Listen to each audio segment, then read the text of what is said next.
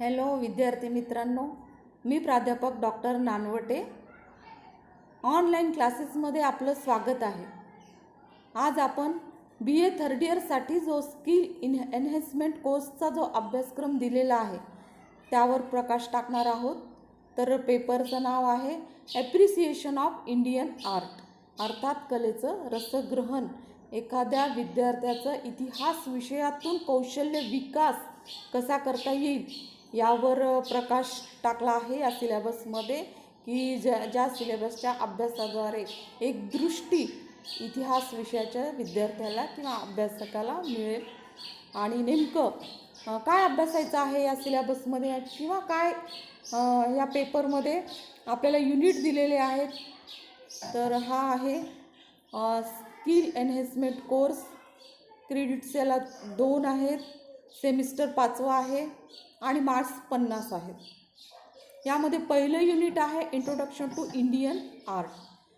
ही ओळख करून घ्यायची आहे आपल्याला भारतीय कलेची. त्यामध्ये आपल्याला meaning of art, definition, development and it's characteristic म्हणजे वैशिष्ट्ये, विकास, अर्थ, व्याख्या या सगळ्यांवरती फोकस करायचा आहे, प्रकाश टाकायचा आहे आपल्याला पहिल्या युनिटमध्ये. जोपर्यंत विद्यार्थ्याला पेपरचं टायटल पूर्णपणे त्याचा अर्थ जर कळाला नसेल तर पुढील पूर्ण सिलेबस अभ्यासताना त्याला एक इंटरेस्ट येत नसतो. तर आधी सिलेबसमध्ये नेमकं पेपरमध्ये काय अभ्यासायचं आहे या टायटलमध्येच आहे. यानंतर आपल्याला फक्त 3 युनिट दिलेले आहेत आणि त्यामध्ये काही पॉईंट्स दिलेले आहेत. तर सेकंड युनिट आहे प्रीहिस्टॉरिक अँड प्रोटोहिस्टॉरिक आर्ट म्हणजे अश्मयुग आणि पराश्मयुगकालीन कला. यामध्ये स्टोन एजमध्ये रॉक पेंटिंग उत्तर प्रदेशची आहे, भीमबेटका अभ्यासायचा आहे मध्य प्रदेश आणि हडप्पा आर्ट्स. आणि तिसऱ्या युनिटमध्ये केव्स, स्तूपास, टेम्पल्स अँड आयकॉनोग्राफी म्हणजे ए युनिट. याच्यामध्ये परत पुढील 3 छोटे छोटे हे दिलेले आहेत. केव्जमध्ये बाराबर, कार्ली, पितळखोरा, स्तूप अभ्यासायचे आहे, सांची, सारनाथ, अमरावती आणि टेम्पल्समध्ये काही टेम्पल्स दिलेले आहेत. आपण हे सर्व फोकस करणारच आहोत, यावर प्रकाश टाकणारच आहोत. तर ते हे 3 युनिट या 5व्या सेमिस्टरसाठी दिलेले आहेत. यानंतर 6व्या सेमिस्टरसाठी परत जो नंतरचा सिलेबस आहे तो आहे वर्ल्ड हेरिटेज साईट्स म्हणजे जागतिक वारसा स्थळ. हे विद्यार्थ्यांना अभ्यासायचे आहेत. त्यामध्ये एलिफंटा केव्ज, खजुराहो टेम्पल्स आणि एलोरा केव्ज. तर हे जागतिक वारसा स्थळ आहे. तसे आपल्या भारतामध्ये भरपूर वारसा स्थळ आहेत आणि त्यांचं जगाच्या जी लिस्ट आहे त्यामध्ये नोंद झालेली आहे. जवळपास 40ची ही संख्या आहे आणि एकट्या महाराष्ट्रामध्ये असे 4 साईट्स आहेत. तर त्यापैकी काही आपल्याला जे आहे दिलेले आहेत Elephanta caves, Khajuraho temples, Hampi, Ellora caves वगैरे. तर हे आपण पुढे यावर स्पेशली काही तासिका घेणार आहोत. यानंतर पुढच्या सेमचं दुसरं जे युनिट आहे medieval Indian art and architecture म्हणजे मध्यकालीन जी कला आणि स्थापत्य निर्माण झालेलं आहे त्यावर थोडंसं प्रकाश टाकायचा आहे. त्याच्यामध्ये ए पॉईंट्स आहे सल्तनत पिरियड म्हणजे सुलतान कालखंडामध्ये नेमके कोणतं कला आणि स्थापत्य इथे निर्माण झालं. त्यामध्ये पहिला आहे कुव्वतुल इस्लाम मस्जिद, कुतुब मिनार आणि ढाई दिन का झोपडा. हे आपल्याला इथे अभ्यासायचं आहे. बीमध्ये दिलेलं आहे मुघल पिरियड म्हणजे मोगलकालीन कला आणि स्थापत्य नेमकी कोणती अभ्यासायची आहे. तर फतेहपूर सिक्री, ताजमहल आणि बीबी का मकबरा. सी पॉईंट्स दिलेला आहे मराठा पिरियड. त्यामध्ये जे मराठा कालखंड आहे त्यावेळेस निर्माण झालेलं स्थापत्य किंवा कला कोणती आहे. तर जे पॉईंट्स दिलेले आहेत अभ्यासाला त्यामध्ये वाडे आहेत, काही टेम्पल्स मंदिर म्हणजे आणि फोर्ट्स म्हणजे किल्ले काही आपल्याला अभ्यासायचे आहेत. आणि तिसरं युनिट जे आहे कन्झर्वेशन ऑफ इंडियन आर्ट म्हणजे role of archaeological department, role of researcher and students, role of museum म्हणजे या सगळ्यांची भूमिका काय असायला पाहिजे किंवा काय असते यावर आपल्याला प्रकाश टाकायचा आहे. एकंदरीत हा झाला सिलेबस. पण जोपर्यंत सिलेबसचं मिनिंग आपल्याला कळत नाही तोपर्यंत आपण पुढे जात नाही. तर आपल्या पहिल्या युनिटमध्ये यावेळेसचं जे आहे त्यामध्ये आपल्याला अर्थ पाहायचे आहेत, व्याख्या पाहायच्या आहेत, विकास कसा झाला पाहायचा आहे आणि वैशिष्ट्ये पण कशाचं? कलेचा. कला म्हणजे काय? कलेचा अर्थ काय? व्याख्या काय? आणि ज्या काही आपण पुस्तकामधून अभ्यासतो त्या लगेच आपल्याला म्हणजे कळतेत का व्याख्या? तर या व्याख्या ठीक आहे असं गृहीत धरा आपण वर्गात बसलो आहोत आणि मी काही व्याख्या आपल्याला फलकावर दिलेल्या आहेत. त्यामध्ये आहे काही Kshemraj, Croce, Plato, Herbert Spencer, Freud, Mahatma Gandhi हे सगळे काय म्हणतात कारण की कोणतीही व्याख्या ही परिपूर्ण नसती आणि 1-2 व्याख्येमधून आपल्याला अर्थ कळत नाही. बघूया क्षेमराज काय म्हणतात. कलावंत आपल्या आत्मस्वरूपातील आविष्कारचे प्रगटीकरण करतो. क्रोचे म्हणतो मानसिक अभिव्यक्तीला त्याने कला म्हटलेला आहे. प्लेटो सत्याच्या अनुकृतीची अनुभूती. हर्बर्ट स्पेन्सर म्हणतो शक्तीचे बहिर्क्षेपण. फ्राइड म्हणतोय भावनांचे उद्दीप्त रूप. महात्मा गांधी म्हणतात आत्म्याची अभिव्यक्ती म्हणजे बाह्य रूपातील. काय कळलं या व्याख्येमधून? जर मी वर्गामध्ये असते तर तुमच्या चेहऱ्यावरून मला लगेच लक्षात आलं असतं काही कळालं का. कारण की आपल्याला पेपरचं टायटल आधी कळायला पाहिजे तर नंतर या व्याख्या आपल्याला लक्षात येते. आधी पेपरचं टायटल आपण आत्मसात करूया की नेमकं कलेचं रसग्रहण म्हणजे काय आणि नंतर या व्याख्या आपल्याला लक्षात येतील. आपण एक उदाहरण घेऊया म्हणजे संपूर्ण सिलेबसमध्ये आपल्याला काय अभ्यासायचं आहे हे आपल्या लक्षात येईल. ठीक आहे, मी काही आता वर्गात असतात तुम्ही तर मी काही प्रश्न विचारले असते तरीही काय प्रश्न निर्माण होतात आपल्याला हे समोर आलेलं चित्र बघून. हे एक मंदिरचं चित्र आहे, अर्थातच हे औंढा नागनाथ मंदिरचं फोटो आपल्यासमोर आलेला आहे. आणि इथं काय दिसतं तर जे नवीन विद्यार्थी अभ्यासक आहेत कलेचा अभ्यास करणारे, सुरुवातीला तर त्यांना काही कळणारच नाही. या सर्व मूर्ती आहेत, दगडांच्या आहेत, एकसारख्या दिसत आहेत, सगळ्या सारख्याच आहेत. बस याच्या पलीकडे त्यांना काहीही माहीत नसतं. आपल्याला नेमकं हेच बारकावे या पेपरमधून अभ्यासायचे आहेत. तसं कला जवळपास 64 प्रकारच्या सांगितलेल्या आहेत, भरपूर कला आहेत. पण आपण थोडंसं या सिलेबसमध्ये शिल्पकला आणि मूर्तिकलेवर भर देणार आहोत. तर आपण उदाहरण म्हणून पण इथे ही मूर्तिकला घेतलेली आहे. तर इथे विद्यार्थ्यांना सगळ्या मूर्ती सारख्याच दिसत आहेत, दगडांच्या आहेत, ओळखायला येत नाहीत. थोडंसं का आपण आता परत यामधील एक मूर्ती जी ही आहे ही जवळून बघूया. नेमकं कलाकाराला काय दाखवायचं आहे किंवा त्याने काय आविष्कार केलेला आहे किंवा आपली सर्व शक्ती ज्या व्याख्यामध्ये आपण पाहिलं सर्व शक्तीपणाला लावून त्याला काय नेमकं सांगायचं आहे. तर ही एक त्यापैकी एक मूर्ती आहे. काय दिसतं या मूर्तीमध्ये? कलाकाराला काय सांगायचं आहे आणि आपल्याला काय त्यामधून रसग्रहण करायचं आहे हे जर तुम्हाला इथे कळालं तर पूर्ण सिलेबस अभ्यासताना एक इंटरेस्ट निर्माण होईल आणि खूप मजेशीर हा सिलेबस आहे. तर इथे आहे शिव आणि सोबत आहे पार्वती, खाली ब्रह्मा आहेत, त्याच्यानंतर पार्वतीची एक दासीसुद्धा दिसत आहे. एवढं तर आपल्या लक्षात आलं असेल. पण नेमकं काय सांगायचे शिल्पकाराला? पार्वती थोडीशी पाठमोरी झालेली आहे. तर विद्यार्थी मित्रांनो इथे पार्वती रुसलेली दाखवली आहे.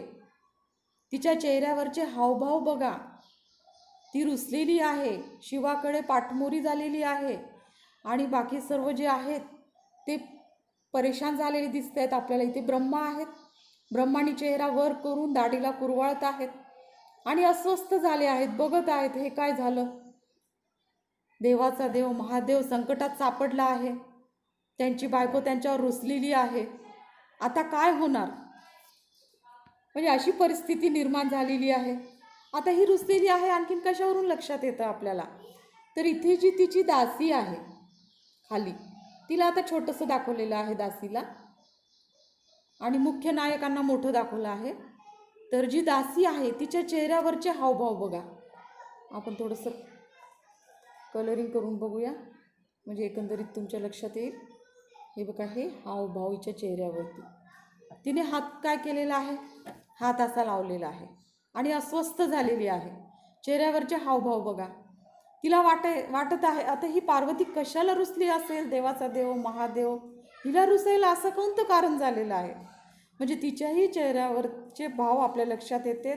ती पण परेशान झालेली आहे. नेहमी तर नवरदेव रुसतो, नवरी रुसताना पहिल्यांदाच पाहिलेलं या शिल्पामध्ये दिसून येतं. आणि इथे छोटंसं नंदी आहे. नंदी पटकन आपल्या लक्षात येत नाही. इथे त्याने पूर्ण जे मान आहे ही वरती केलेली आहे, हे वर केलेलं आहे. आणि इथं बाकीचं त्याचं शरीराचा भाग आहे.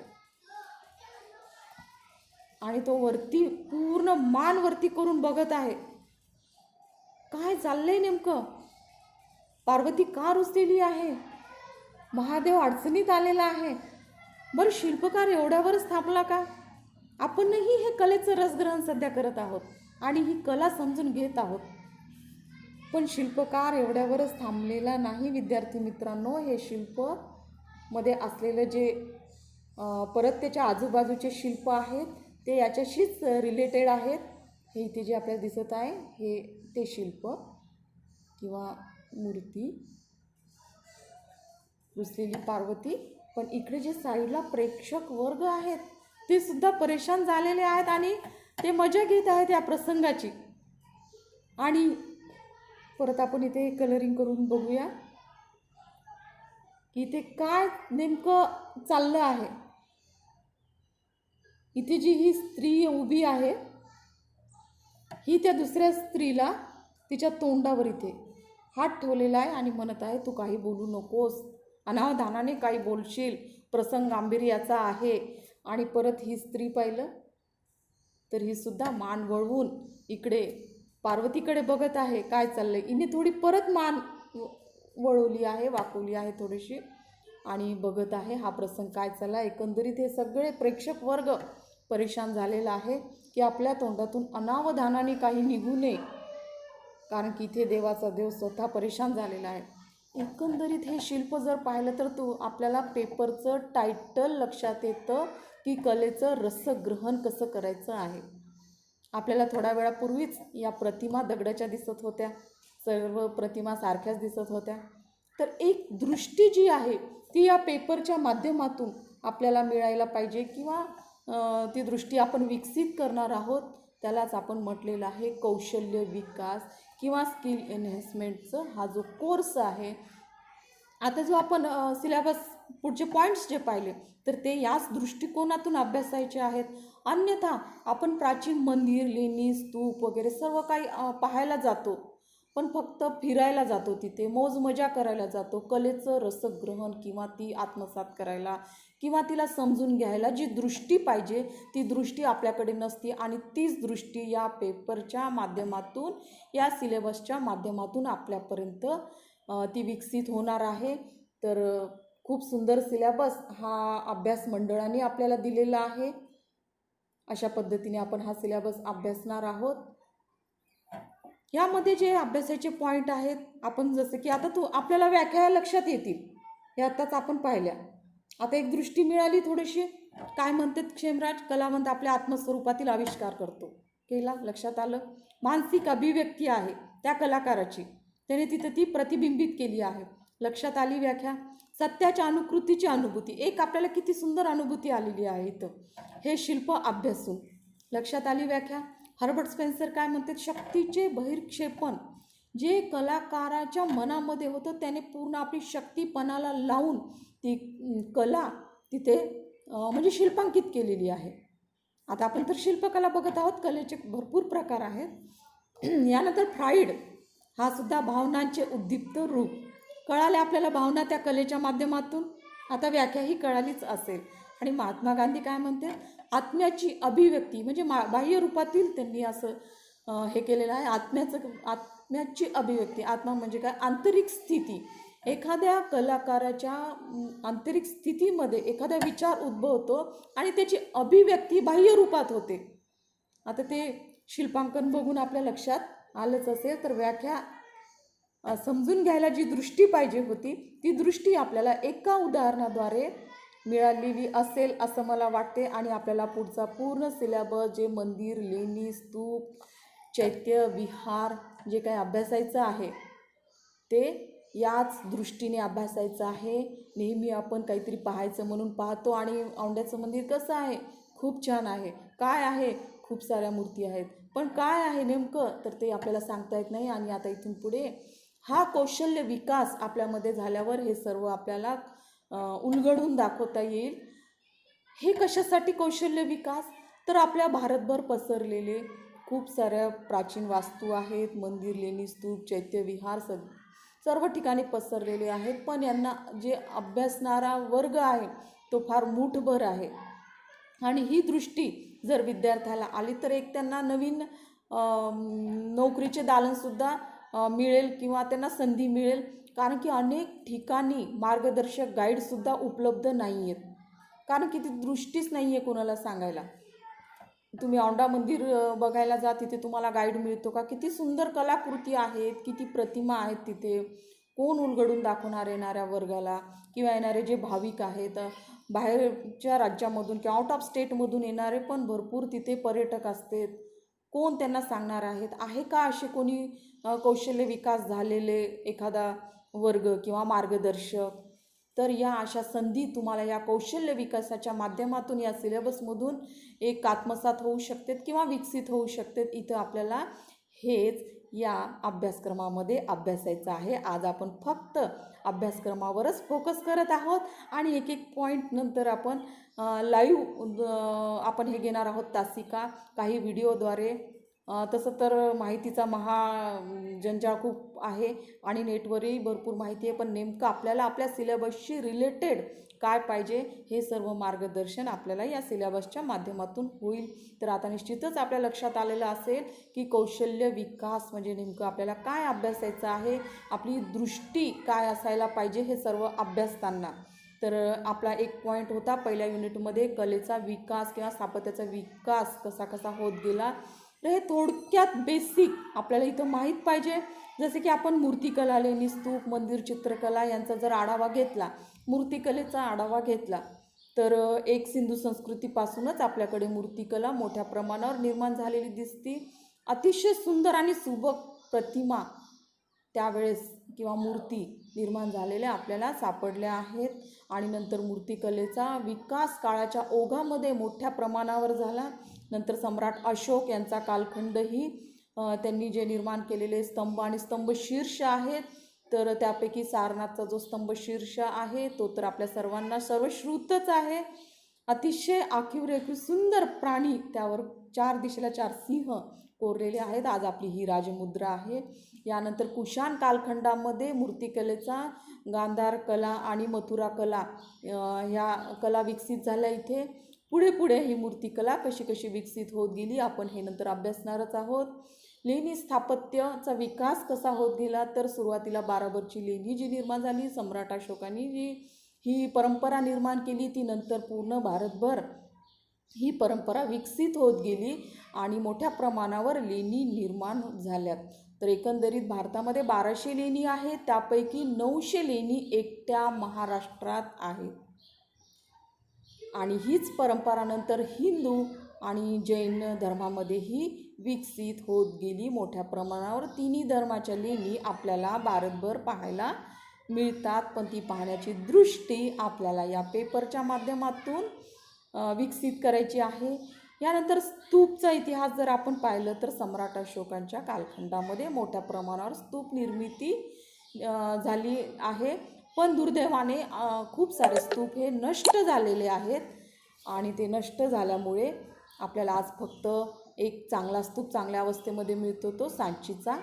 आणि सातवाहन कालखंडापर्यंत हे स्तूप जे आहेत तर त्यांच्यावर अलंकरण होऊ लागले. तर सांचीच्या स्तूपवर असं सुंदर अलंकरण झालेलं आपल्याला दिसून येतं. आपण हे पुढे परत यावर स्पेशली व्हिडिओ तयार करणारच आहोत आणि थोडंसं त्याची पाळेमुळे शोधून काढणार आहोत.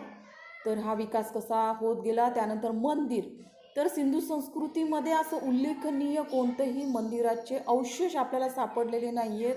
खऱ्या अर्थाने गुप्त कालखंडापासून मंदिर निर्मितीस प्रारंभ झाल्याचे दिसते आणि पुढे ही कला एवढी विकसित होत गेली की भारतभर 3 प्रकारचे मंदिर दिसायला सुरुवात झाली. त्यापैकी नागर शैली, वेसर शैली आणि द्राविड शैलीचे मंदिर मोठ्या प्रमाणावर निर्माण झालेले आपल्याला दिसून येतात. यानंतर चित्रकला ही आपल्याला सिंधू संस्कृतीपासूनच हिचा विकास होत गेला काळाच्या ओघामध्ये. आणि जेव्हा आपण अजिंठा लेणी पाहतो तर तिथे मोठ्या प्रमाणावर विकसित आज जगप्रसिद्ध असलेली चित्रकला तिथे आपल्याला पाहायला मिळते. तर अशा पद्धतीने कला आणि स्थापत्याचा विकास काळाच्या ओघामध्ये भारतामध्ये मोठ्या प्रमाणावर झालेला दिसून येतो. आपल्या पहिल्याच युनिटमध्ये कलेची वैशिष्ट्ये आहेत. आपण ते उदाहरण पाहिलं एक औंढा मंदिरवरील मूर्तीचं आणि आपल्याला एक दृष्टी मिळाली. तर जर आपण आधीच वैशिष्ट्ये अभ्यासली असती कोणतीही दृष्टी नसताना तर आपल्याला ते कळालं नसतं. पण आता लगेच तुम्हाला लक्षात येईल की नेमकं वैशिष्ट्ये काय आहेत. घटनांना चिरंतनत्व प्राप्त करून देते. आपल्या लक्षात आलंच असेल ती प्रतिमा बघून औंढा मंदिरवरील की आजही ती इतकी बोलकी प्रतिमा आहे की अभ्यास करतानाही एक खूप आनंद देऊन जाते. रसिकाला स्थल काल बंधना पलीकडे नेऊन सोडते. थोड्या वेळसाठी आपण औंढा मंदिरमध्ये गेलो होतो आणि सर्व काही देहभान विसरून गेलो होतो आणि त्या मूर्तीचं रसग्रहण करत होतो, त्या कलेचं रसग्रहण करत होतो. मानवी जीवन समृद्ध बनवते, भावनांचा समतोल राखते, जीवनाला परिपूर्णता आणते. यावर आपण परत लाईव्ह क्लासेस घेणारच आहोत. तर इथे एक वैशिष्ट्ये आता आपल्या लक्षात आली असेल. अभ्यासक्रमावर भरपूर पुस्तके असतात, विद्यार्थी पुस्तक घेतात आणि वाचतात, पण नेमकं वाचून त्यांना कळत नाही. थोडीशी जरी त्यांना दृष्टी आली तर ती दृष्टी इथं या सिलेबसमधून देण्याचा प्रयत्न केला आहे. यानंतर आपलं तिसरं युनिट जे आहे केव्स, स्तूपास, टेम्पल्स अँड आयकॉनोग्राफी. म्हणजे इथे आपल्याला लेणी अभ्यासायच्या आहेत, स्तूप्स अभ्यासायचे आहेत, मंदिर आणि मूर्तिकलेवर काही प्रकाश टाकायचा आहे. तर आपल्याला जे लेणी दिलेल्या आहेत अभ्यासक्रमामध्ये त्यामध्ये बाराबरची लेणी ही भारतातली सर्वात प्राचीन लेणी आहे. त्यानंतर महाराष्ट्रातील ज्या सर्वात प्राचीन लेणी आहेत त्या कार्ले आणि पितळखोरा यावर आपल्याला प्रकाश टाकायचा आहे. यानंतर स्तूप जे अभ्यासायचे आहेत त्यामध्ये सांची, सारनाथ आणि अमरावती.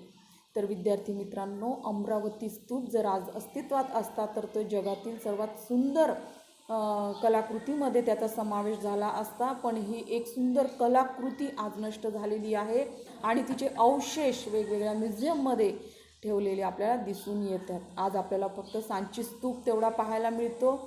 बाकी काही जे स्तूप आहेत ते त्यांचे अवशेष रूपानेच शिल्लक आहेत.